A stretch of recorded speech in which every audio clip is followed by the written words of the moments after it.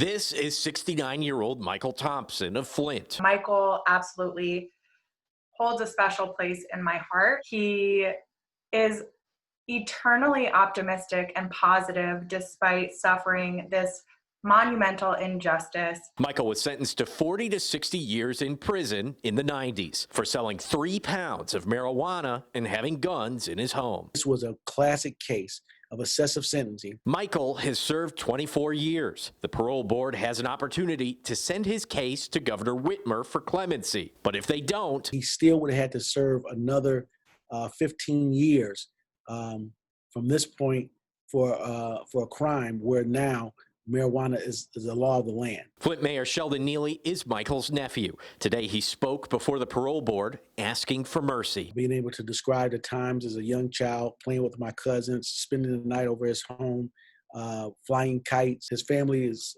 here. He's loved. And so we want to move on to the next chapter. Recording wasn't allowed, but Michael's daughter, attorney, and numerous advocates, both in and out of state, backed Michael. Attorney General Dana Nessel's recommendation to commute Michael's sentence was read. How did it feel to hear so many people speaking on your uncle's behalf? Well, it was awesome. The kind hearts and the philanthropic hearts throughout our nation and also our state.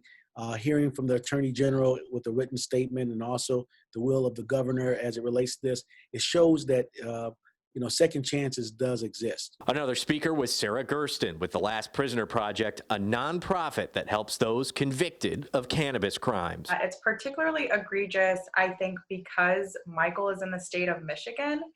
Of course, this is a state that has fully legalized cannabis for adult use. The parole board must vote whether to pass the case to Governor Whitmer. Do you think that the parole board is going to make the right choice?